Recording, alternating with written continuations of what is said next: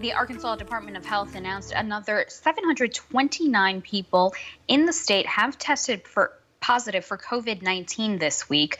That brings the total past 54,000. Of those, 5,900 of the cases are active and 631 people have died. Another 12 more deaths were reported in the past day.